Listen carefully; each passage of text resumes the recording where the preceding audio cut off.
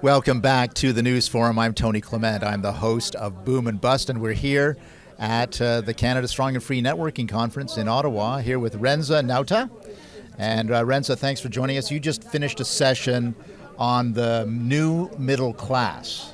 Right. So tell us a little bit about that. New working class. That's right. New working class. Even better than the middle class. Well, it's the new thing. Right? Yeah. All the politicians are talking about the working class right now.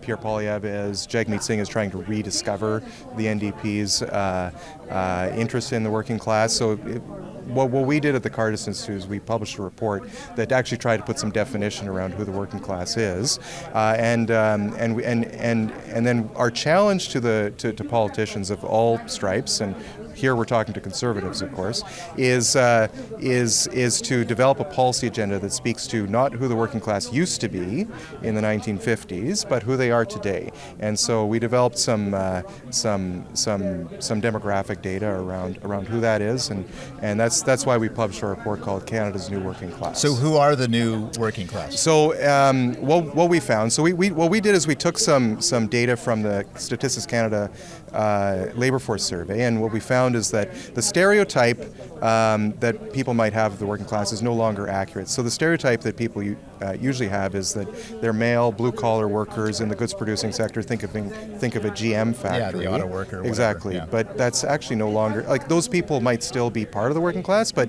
nowadays they're just as likely to be female, recently immigrated, and actually a substantial portion of them, a majority of them, are working in the services sector. Right. So you got to think more like a restaurant server, or a cook a line cook in a restaurant, or a Walmart shelf stocker or something. Or working like that. in an Amazon fulfillment center. Absolutely, or Uber drivers. Are a big one, and so our challenge is to conservatives.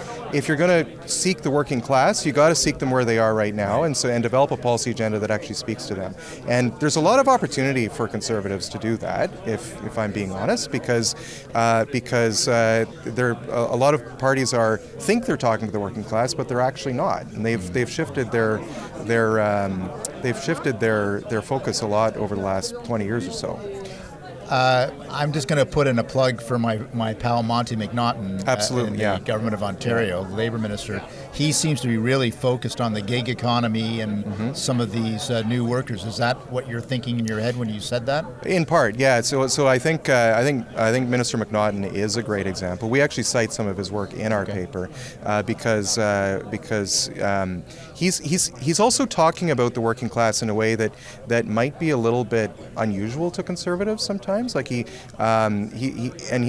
reason he's doing that is because he's trying to reach a new category of voters. You can see that in the last Ontario election, and I think the Ontario government deserves some credit for reaching out to labour unions that have traditionally actively opposed the Ontario PC party. So I think he is a good example. Now, a lot of these workers aren't unionized, though, as well. Is that you're right, and because a lot of unionized workers actually fall upward out of the working class, because the working class, if you think about Walmart or restaurants, these are typically not unionized workers, and so. In fact, it means that someone is going to have to advocate for them even more.